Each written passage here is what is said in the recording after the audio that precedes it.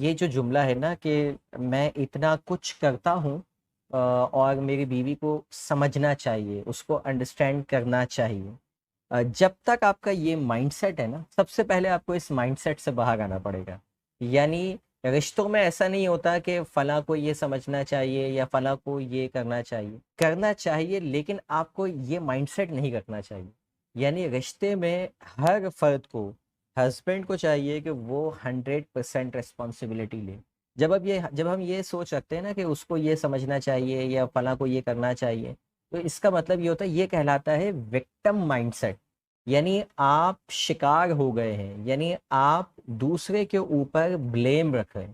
جب تک یہ بلیم گیم سے آپ باہر نہیں آتے، آپ خود سے کچھ کرنے کی پوزیشن میں نہیں ہوں گے۔ یعنی آپ کو ہر چیز پہ جو جہاں آپ کو لگے گا نا یہ غلط ہے، آپ بیوی کے اوپر جو ہے نا شفٹ کر دیں گے، بیوی شوہر پہ شفٹ کر دے گی۔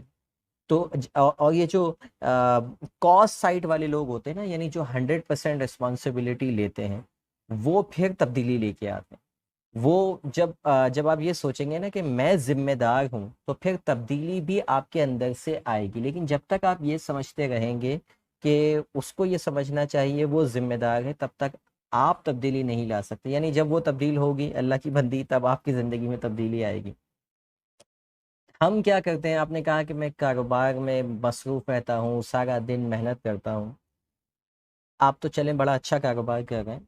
میں کچھ جو ہے وہ اپنے کریئر کے آغاز میں ایک ملٹی نیشنل کمپنی کے اندر ٹرینر رہ چکا ہوں، جس میں لوگوں کی پرسنل اور پروفیشنل ڈیولپمنٹ سے ریلیٹڈ ان کے جو بھی مسائل ہوتے تھے تو میں ان کو ڈیل کرتا تھا، ان کی کوچنگ کرتا تھا۔ کمپنی کے کئی لوگ میرے پاس آتے تھے، اب وہ یہ کہتے تھے، مطلب زیادہ تر لوگوں کا یہ خیال تھا کہ ہم اپنے بیوی بچوں کے لیے اتنی باتیں سنتے ہیں، اتنی جو ہے نا محنت کرتے ہیں، بس جو ہے وہ اسٹریس کنٹرول نہیں ہو رہی۔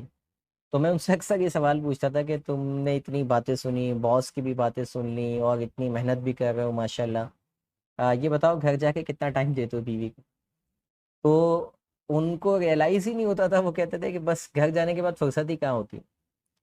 مطلب ہمارے معاشرے کا مرد ساری زندگی دھکے کھائے گا، لوگوں کی باتیں سنے گا، جاب پہ جائے گا، غلاموں کی طرح کام کرے گا، باس کی باتیں سنے گا، ذلیل و خوار ہوگا، گھنٹوں ٹریفک میں پھنسے گا۔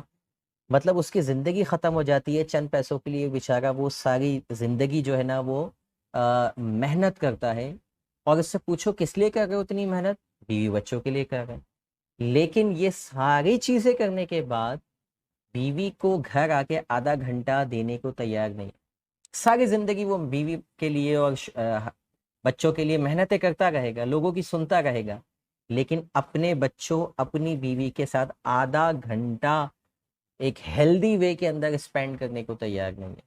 آئے گا ہمارے یہاں کا مرد، گھر میں چائے پیے گا، تھوڑی دیر آرام کیا، اس کے بعد دوستوں میں، اس کے بعد باہر، اور پھر رات میں آدھی رات کو گھر آ گیا، اور پھر صبح کمپنی میں لیٹ۔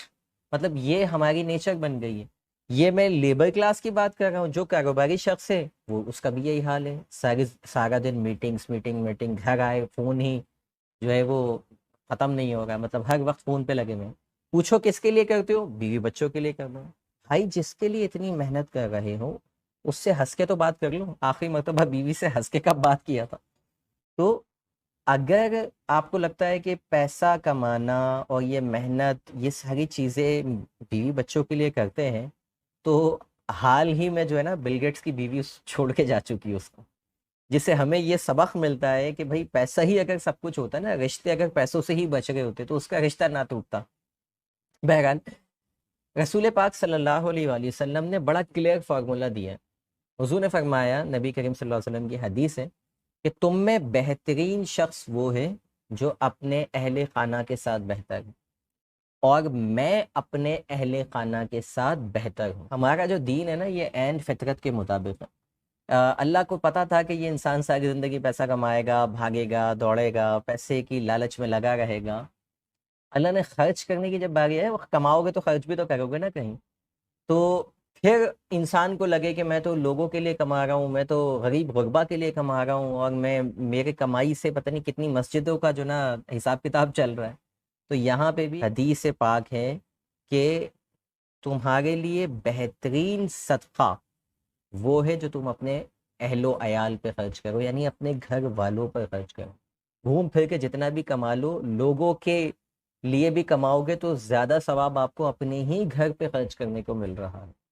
تو اب ایسے میں آپ یہ کہیں کہ نہیں میں جو ہے نا مصروف ترین آدمی ہوں اور میرے لیے گھر پہ ٹائم نہیں ہے، اگر آپ بہتر شوہر بننا چاہتے ہیں، سب سے پہلا کام آج سے آپ نے کیا کرنا ہے کہ اپنے گھر میں آدھا گھنٹہ ہی صحیح لیکن ایک ہیلدی ٹائم دے، آدھے گھنٹے کے لیے ہی صحیح لیکن اپنی بیوی کے ساتھ بیٹھ کر، اور جب وہ ٹائم ایسا ہونا چاہیے پھر دنیا کی ادھر ادھر کی بات نہ ہو، پھر صرف ہیلدی ٹائم ہو۔ ہیلدی ٹائم کا مطلب کیا ہوتا ہے کہ جب آپ بیٹھ کے ہنسی مذاق کرتے ہیں، جب آپ بیٹھ کر آپس میں ایک دوسرے کو ڈسکس کرتے ہیں بجائے دنیا کو ڈسکس کرنے کے، ایک دوسرے کے بارے میں باتیں کرتے ہیں، ہنستے ہیں، مسکراتے ہیں، ایک فن ٹائم بچوں کو لیتے ہیں، اپنے بچوں کے ساتھ ہیلدی، اچھا بچوں کے ساتھ ہیلدی ٹائم کا مطلب یہ نہیں ہوتا اور بھائی پڑھائی کیسی چل رہی، this is not a healthy time.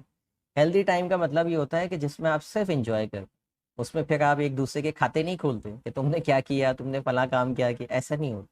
آپ صرف یہ آدھا گھنٹہ دینا شروع کر دیں، آپ کی ریلیشن شپ کے اندر آپ دیکھیے گا ایک بہت میسو چینج آئے گا، مطلب چھوٹے چھوٹے کام بڑے بڑے میسو چینج، پھر جو چھوٹی موٹی چیزیں رہ جائیں گے نا وہ آپ جو ہے بعد میں ان کو سارٹ آؤٹ کر سکتے ہیں کہ بھئی 80% مسئلے حل ہو گئے ہیں، ابھی یہ 20% ہے، لیکن آپ کا 80% مسئلہ انڈرسٹینڈنگ کا ہے جو کہ وہ حل نہیں ہوا اور آپ چھوٹی چھوٹی باتوں کے اوپر سوچنے بیٹھے ہوئے کہ انہوں نے یہ کیوں کہا تھا، انہوں نے فلاں موقع پہ مجھے یہ کیوں کہا تھا، انہوں نے میری والدہ کی جو ہے وہ سے تلخ کلامی کیوں کی تھی، یہ سب بات کی چیزیں ہوتی ہیں۔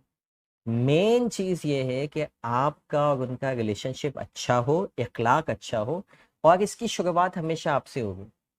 یعنی اگر میں کسی خاتون کی کاؤنسلنگ کر رہا ہوتا تو میں ان سے کہتا کہ آپ سے ہوگی، یعنی جو بھی شخص جس کو لگتا ہے کہ میرے گھر میں مسائل ہیں، ہر شخص کو 100% رسپانسبلٹی لینی ہے۔ پہلے آپ بدلیں گے، اس کے بعد سامنے والا بدلے۔